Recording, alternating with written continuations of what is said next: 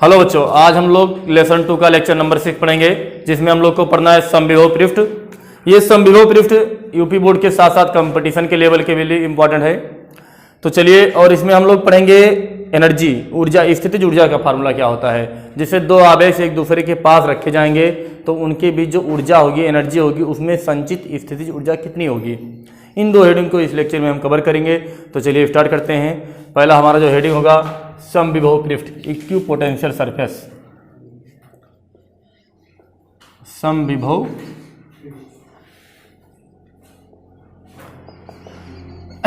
तो चलिए समझिए समविभव पृष्ठ होता क्या है। देखिए, नाम से ही क्लियर हो रहा है कि समविभव पृष्ठ मतलब ऐसा सतह जिसके प्रत्येक बिंदु पर विभव का मान समान हो, उन्हें क्या कहेंगे, समविभव पृष्ठ। ठीक है। जैसे मान लीजिए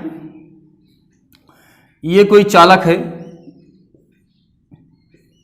सॉरी, ये वैद्युत क्षेत्र है, और इसमें मान लीजिए हम कोई कंडक्टर रख देंगे, कोई चालक लेकर आए रख दें, तो इसके प्रत्येक बिंदु पर वोल्टेज क्या होगा, समान होगा, क्योंकि वैद्युत रेखाएं समान है। तो हम ये कहेंगे कि जैसे एक सतह ये ले लीजिए, तो इस सतह के प्रत्येक पॉइंट पर वैद्युत विभव समान होगा। अच्छा, एक सतह इधर ले लेंगे तो इसके प्रत्येक बिंदु पर वैद्युत विभव समान होगा। लेकिन ये जरूरी नहीं कि यहाँ पर जितना हो उतना यहाँ पर हो, क्योंकि वैद्युत क्षेत्र की दिशा में चलने पर विभव का मान घटता है। लेकिन जब कोई एक सतह लेंगे, कोई एक प्लेन लेंगे, एक तल लेंगे, उस तल के प्रत्येक बिंदु पर विभव का मान क्या होगा, समान होगा। ठीक है। तो इसका हम डिफिनीशन लिखेंगे समविभव पृष्ठ का, ऐसा पृष्ठ जिसके प्रत्येक बिंदु पर या ऐसी सतह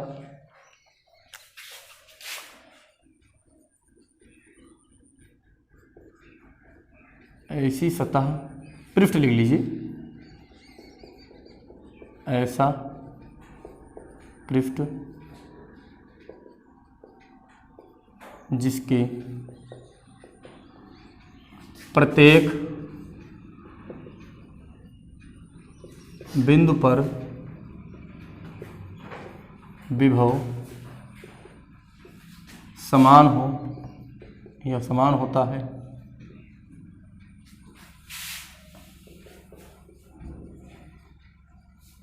समविभव पृष्ठ कहलाता है। क्या कहलाता है, समविभव पृष्ठ। यानी एक ऐसा सरफेस होगा जिसके प्रत्येक पॉइंट पर जो पोटेंशियल हो वो क्या हो, इक्वल हो और बिल्कुल बराबर हो। ठीक है, तभी हम कहेंगे ये कैसा पृष्ठ है, समविभव पृष्ठ है। अब समविभव पृष्ठ की कुछ क्वालिटी होंगी, उसको पढ़ना हम लोग को। तो हेडिंग रहेगा हमारा अगला जो है समविभव पृष्ठ के गुण।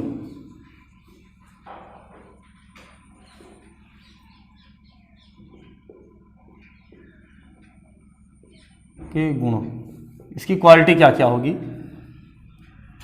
तो पहला कंडीशन हम ये पढ़ेंगे, इसकी प्रॉपर्टी जो होगी। पहला पॉइंट ये है कि समविभव पृष्ठ के किन्हीं दो बिंदुओं के बीच विभवांतर क्या होता है, शून्य होता है। कैसे, समझिए। जिससे मान लीजिए कोई सतह है, अब ये समविभव पृष्ठ है। कैसा पृष्ठ है, समविभव, यानी इसके प्रत्येक बिंदु पर जो वोल्टेज का मान है, बल रेखाएं समान है। तो यदि इन्हें किन्हीं दो बिंदुओं के बीच मान लीजिए यहाँ का वोल्टेज और यहाँ का वोल्टेज दोनों समान है, ये पॉइंट और बी पॉइंट दोनों है, दोनों का विभव क्या है, समान है। इसका नाम वी है, इसका नाम मान बी है, और जब बी ए बराबर बी बी है तो विभवांतर कितना होगा, अंतर तो शून्य होगा ना। यानी समविभव पृष्ठ के किन्हीं मान लीजिए पहले बिंदु पर 50 वोल्ट था, दूसरे बिंदु पर भी 50 वोल्ट आया, तभी तो हम समविभव पृष्ठ नाम देंगे, विभव तभी तो समान होगा। अब दोनों बिंदुओं के बीच का विभवांतर निकालिए, अंतर निकालिए, कितना आएगा, 50 में से 50 गया तो शून्य आएगा ना। यानी समविभव पृष्ठ के किन्हीं दो बिंदुओं के बीच विभवांतर का मान शून्य होता है। क्लियर, यही तो बताना चाहते थे। तो समविभव पृष्ठ के किन्हीं दो बिंदुओं के बीच विभवांतर समान, ना विभवांतर शून्य था, सॉरी, शून्य होता है। यानी कोई ऐसा पृष्ठ है जिसका विभवांतर विभव क्या है, समान है प्रत्येक बिंदु पर, तो क्या होगा, शून्य होगा। अच्छा, एक क्वेश्चन ये पूछा जाए कि समविभव पृष्ठ के किन्हीं दो बिंदुओं के बीच, जैसे मान लीजिए ये कोई सतह है, ये कोई सरफेस है जिसके प्रत्येक बिंदु पर वोल्टेज का मान समान है, समविभव पृष्ठ है। अब मान लीजिए ये पॉइंट से बी पॉइंट तक हम किसी आवेश को यहाँ से उठाया और यहाँ तक ले गए, ये से उठाया और बी तक ले गए, तो हम पूछे किया गया कार्य कितना होगा। तो आप बताइए, किया गया कार्य बराबर विभव विभवांतर गुणे आवेश, ही तो होगा। अब विभवांतर कितना होगा यहाँ से यहाँ तक ले जाने में, जब दोनों का विभव समान है, पृष्ठ समविभव है या समविभव पृष्ठ है, तो विभवांतर कितना है, शून्य। आवेश चाहे इतना हो तो किया गया कार्य कितना होगा, शून्य। मतलब आज आपको एक बात ये मालूम चली कि फिजिक्स ये कह रही है कि एक आवेश को उठाइए और यहाँ से यहाँ तक ले जाइए, इतना आप मेहनत करेंगे, इतना आप कार्य करेंगे, अपनी एनर्जी लॉस करेंगे, लेकिन फिजिक्स के अनुसार किया गया कार्य क्या होगा, शून्य होगा। किया गया कार्य क्या होगा, शून्य होगा। ठीक है, जैसे होता नहीं है कि एक क्वेश्चन इस तरह से आता है कि एक कुली किसी बोझे को उठाकर अपने सर पर रखता है, अपने सर पर रखता है और वो 10 मीटर की दूरी पर जाता है और बोझे को रख देता है। या एक कुली अपने सर पर 10 किलो का भार रखकर 5 मीटर दूरी तय करता है, तो बताइए उसके द्वारा किया गया कार्य कितना होगा। अब उसके द्वारा किया गया कार्य शून्य होता है। कैसे भाई, बोझा ऊपर है तो उसका प्रतिक्रिया बल कहाँ लगेगा, नीचे की ओर लगेगा, तो बल की दिशा नीचे की ओर है और विस्थापन इधर हो रहा है, तो दोनों के बीच का कोण कितना बना, 90 अंश।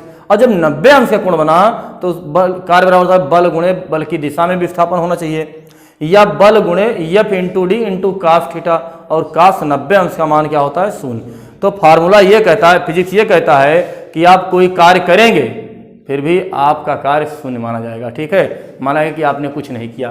तो ऐसे यहाँ पर यही हाल है कि किसी आवेश को यहाँ से लेकर और यहाँ तक हम गए भी और पता लगा कि कार्य कितना किए हैं, शून्य कार्य किए हैं। ठीक है, यानी काम भी करें और हम कहेंगे आप कोई कार्य नहीं किए हैं, बेकार हो गया आपका कार्य, फिजिक्स कह रही है।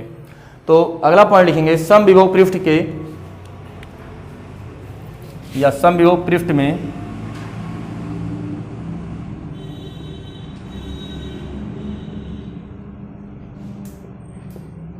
किसी आवेश को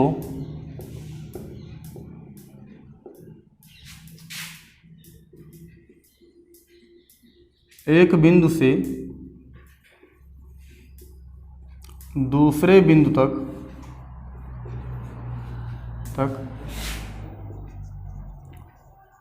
ले जाने में किया गया कार्य शून्य होता है। कितना होता है, शून्य होता है। यानी आवेश को एक बिंदु, समविभव पृष्ठ में किसी आवेश को एक बिंदु से दूसरे बिंदु तक ले जाएंगे तो किया गया वर्गगुणन 0 होगा। क्लियर। अगला पॉइंट पहले समझ लीजिए, उसके बाद नोट कीजिएगा। ठीक है, अगला पॉइंट देखिए, दो समविभव पृष्ठ कभी एक दूसरे को काटते नहीं। जैसे दो समविभव पृष्ठ कभी एक दूसरे को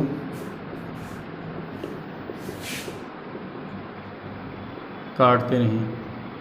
जिससे आप लोग पढ़े होंगे कि दो वैद्युत बल रेखाएं कभी एक दूसरे को काटते नहीं है, ऐसे समझ लीजिए कि दो समविभव पृष्ठ कभी एक दूसरे को काट नहीं सकते। अगला पॉइंट है कि एक चालक, मान लीजिए कोई चालक हो, कोई कंडक्टर हो, तो उसकी प्रत्येक सतह के प्रत्येक बिंदु पर विभव का मान क्या होगा, समान होगा। जैसे मान लेते हैं ये कोई वायर है, अब इस वायर में करंट को फ्लो करना है, आवेश को प्रवाहित होना है, धारा बहनी है। जब इसको हम आवेश देंगे तो पहले मान लीजिए 50 कूलाम का आवेश दिया, उसके बाद हम सोचे 20 कूलाम और दे दें। जब 20 कूलाम और जाएंगे देने तो वो 50 कूलाम इसको प्रतिकर्षित करेगा या नहीं करेगा। फिर उस पर हम और बल लगाकर इसमें मान लीजिए किसी प्रकार से बैठा दिए, 70 कूलाम का हो गया। अब जब वो आपस अंदर में चले जाएंगे तो आपस में लड़ेंगे, झगड़ेंगे, फिर बाहर की ओर जाना चाहेंगे, प्रतिकर्षित होंगे तो कहाँ जाएंगे, बाहरी सतह पर जाएंगे। अब चालक है, कंडक्टर, तो बाहरी सतह पर तो प्रत्येक बिंदु पर जाएंगे ना भाई, बाहर चारों ओर जाएंगे। और अंदर आवेश का मान क्या होगा, शून्य। यानी इतना झगड़ा करेंगे कि वो स्थान अंदर वाला सब लोग छोड़ देंगे, जीत पाए। कहेंगे भैया आप अपने राजधानी, हम अपने राजधानी, अपने घर पे तो अपने घर पे, सब लोग कहाँ चले जाएंगे, बाहरी सतह पर चले जाएंगे। तो हर बिंदु पर, प्रत्येक बिंदु पर विभव का मान क्या होगा, समान होगा, टेंशन क्या होगा, समान होगा। इसीलिए कहा जाता है किसी चालक के भीतर वैद्युत क्षेत्र का मान शून्य होता है, चाहे वो ठोस हो या खोखला हो, क्योंकि उसका समस्त आवेश उसकी बाहरी सतह पर चलाता है। इसीलिए आप लोग देखते होंगे कोई अच्छी प्रकार का वायर लेकर आइए, अच्छे क्वालिटी का, अच्छी कंपनी का, तो उसमें पतले पतले कई तार डाले जाते हैं, महीन महीन कई तार डाले जाते हैं, क्योंकि जितने नंबर आप वायर होंगे उतने उसमें बाहरी सतह होंगी, उतने ज़्यादा इलेक्ट्रॉन, उतनी ज़्यादा हमारा धारा बह सकती है। क्लियर? तो चलिए हम अगला पॉइंट लिखेंगे, किसी चालक के सतह पर, सतह के प्रत्येक बिंदु पर विभव का मान क्या होता है, समान होता है। तो लिख लेंगे किसी चालक की सतह हमेशा समविभव पृष्ठ होती है।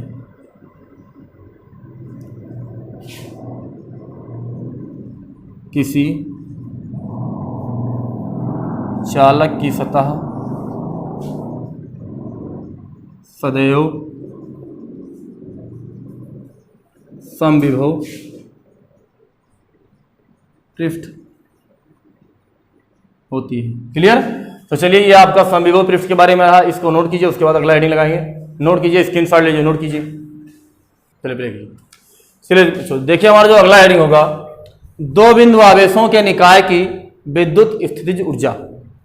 ठीक है, यानी एक सिस्टम है जिसमें दो चार्ज रहेंगे, 2 पॉइंट चार्ज रहेंगे, और हम देखेंगे कि उसमें जो ऊर्जा है आपस में कितनी एनर्जी है। जैसे मान लीजिए एक आवेशीय, एक आवेशीय नहीं, दोनों काला काला, मतलब दोनों एक ही प्रकार का आवेश। अब इन दोनों को हम ऐसे ला रहे हैं, जब लाएंगे तो आपस में प्रतिकर्षण बल लगाएंगे, लेकिन यदि हम लाकर इनको रख दें, इसे रोक ले जाएं, तो हमने कुछ इसमें ऊर्जा रख दिया, नहीं रख दिया, आपस में इनको बांध दें, रुके रह जाएं, भाग ना पाए, प्रतिकर्षण बल ना लगा पाए, तो इसमें इस समय कोई एनर्जी है या नहीं है ना? तो वही जो ऊर्जा संचित रहेगी, वही हमारे द्वारा जो किया गया कार्य होगा, इस सिस्टम में संचित होगा ऊर्जा, उसी ऊर्जा को हम कहेंगे इस निकाय की, इस सिस्टम की स्थितिज ऊर्जा है, पोटेंशियल एनर्जी है। जैसे मान लीजिए कोई स्प्रिंग, आप लोग को अच्छा 11वीं में पढ़े होंगे, 11वीं आपको पढ़ाया गया होगा, स्प्रिंग है, स्प्रिंग को ऐसे दबा के अब पकड़े रहिए, तो क्या उसमें एक ऊर्जा रहती है, नहीं रहती है? एक एनर्जी है, आप छोड़कर देख लीजिए, छोड़कर देखिए, अपने चेहरे पर छोड़कर देखिए, अपने बॉडी पर छोड़कर देखिए, कहीं पर भी छोड़कर देखिए, आपको लगेगा कि हाँ इसमें ऊर्जा है या नहीं, लगेगा नहीं लगेगा?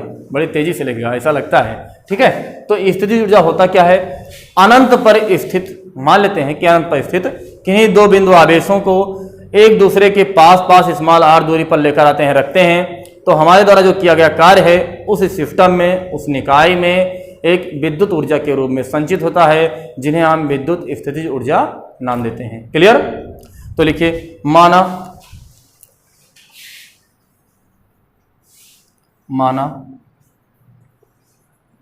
दो बिंदु आवेश Q1 व Q2, पहले हम यह मान लेंगे कि अनंत पर स्थित हैं। कहां पर स्थित हैं? अनंत पर स्थित हैं। Q1 को किसी बिंदु ये तक, पहले फिगर बना दें, आप लोग को ज़्यादा समझ में आएगा। हम मान लेंगे कि दो आवेश Q1 Q2 अनंत पर थे, हम उनको एक बिंदु ए पर लाना चाहते हैं और एक को बी पर लाना चाहते हैं। हम चाहते हैं कि दोनों को r दूरी पर ले आएं और यहाँ पर Q1 रख दें, यहाँ पर Q2 रख दें। ठीक है, तो हमने ये माना कि माना दो बिंदु आवेश Q1 व Q2 अनंत पर स्थित है। कहाँ पर स्थित है? अनंत पर स्थित है। अब हमने क्या किया, Q1 को किसी बिंदु ये तक लाने में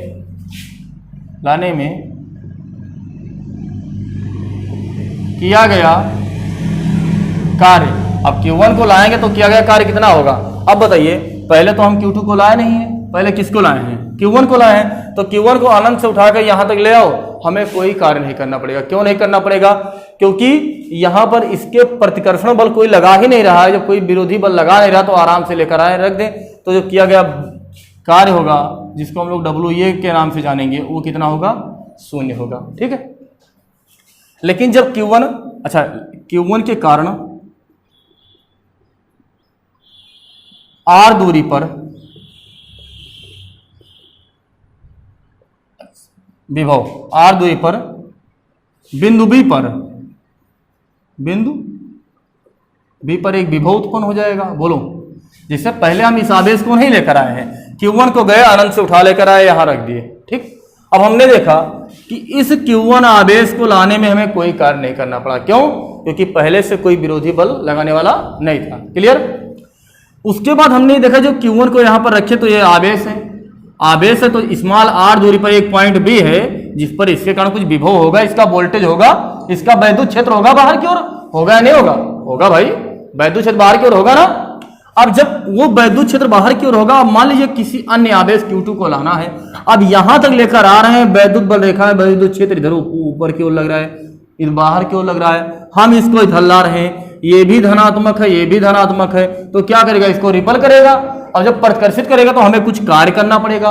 कितना कार्य करना पड़ेगा?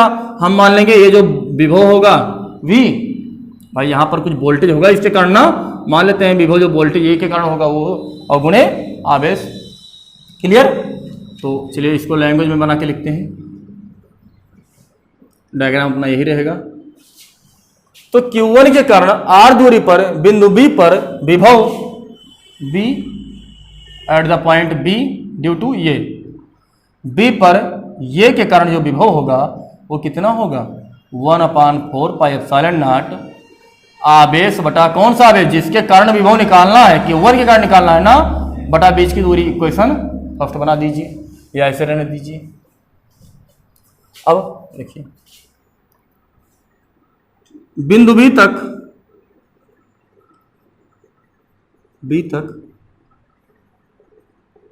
आवेश Q2 को,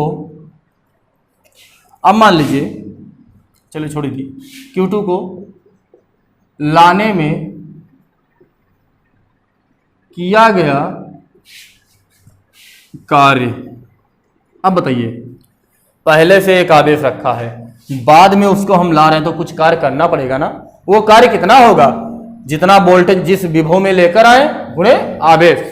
तो किया गया कार्य हम मान लेंगे कि WB है विभव। अब B पॉइंट पर विभव कितना है? B पर है, ये के कारण विभव है गुणे आवेश। Q2 को ला रहे हैं ना भाई, जितने वोल्टेज में जिस आवेश को लाएंगे उतने तो होगा। जिससे पढ़ाया गया है B = W/Q, तो W बराबर क्या हो जी? आवेश गुणे विभव। मतलब जितने वोल्टेज में हम आवेश को लेकर जाएं तो कुछ कार्य करना पड़ेगा, वही हमारा कार्य बताएगा। तो वही बताया गया है कि जो यहाँ पर विभव है वो VA है, मतलब B पर है ये के कारण वोल्टेज, और Q2 आवेश को ला रहे हैं। इसका मान पुट कर दीजिए, तो 1/4 pi epsilon not into Q1/R, इसका मान Q2। ठीक है। अब देखेंगे किसी सिस्टम के हम ऊर्जा संरक्षण का नियम लगाएंगे। ऊर्जा संरक्षण का नियम ये कहता है कि कुल आवेश कितना होना चाहिए, या हम कहते हैं कुल आवेश एक स्थित ऊर्जा बताएगा, या ऐसा कह सकते हैं कि निकाय की स्थितिज ऊर्जा। सीधा लिख दीजिए, निकाय की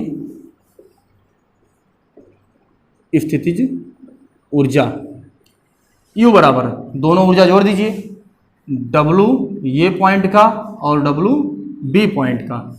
स्थितिज ऊर्जा को हम U से लिखते हैं, पोटेंशियल एनर्जी तो बोलते हैं लेकिन लिखते U से हैं। इसका मान कितना है? 0। इसका मान कितना हो जाएगा? 1/4 पाई एप्सिलॉन नॉट Q1 गुणे Q2/R U। मतलब फार्मूला हमें क्या मिल गया? ये दो चार्ज हैं, बिंदु आवेश हैं, दो आवेश हैं, दो के दोनों आवेश क्या है? बिंदु आवेश हो।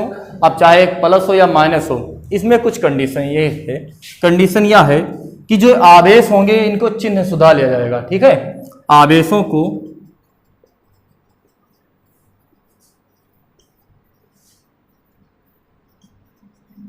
चिन्ह सहित लेते हैं। ठीक है, ये जो ऊर्जा आ सकता है, ये ऊर्जा ऋणात्मक भी हो सकता है, धनात्मक भी हो सकता है और शून्य भी हो सकता है, क्योंकि ये क्या है? हमारा एक अदिश राशि। क्या है? एक अदिश राशि। तो यह मतलब स्थिति ऊर्जा अदिश राशि है। अगला पॉइंट ये मार देंगे, लिख देंगे कि जो ऊर्जा होगी वो धनात्मक ऋणात्मक अथवा शून्य हो सकती है, ये हम कह सकते हैं। क्लियर? चलिए इतनी चीजें हम लोग को लिखना है। तो ये था दो बिंदु आवेशों की कार्य स्थिति ऊर्जा। इसको लगाइए, उसके बाद एक सिस्टम बनाते हैं, एक आवेश बनाते हैं। दो से अधिक आवेश होंगे तब कैसे लगाएंगे, 3-4 आवेश होंगे तो कैसे लगाएंगे, इसको हम पढ़ते हैं। नोट कीजिए, इसको स्क्रीनशॉट ले लीजिए।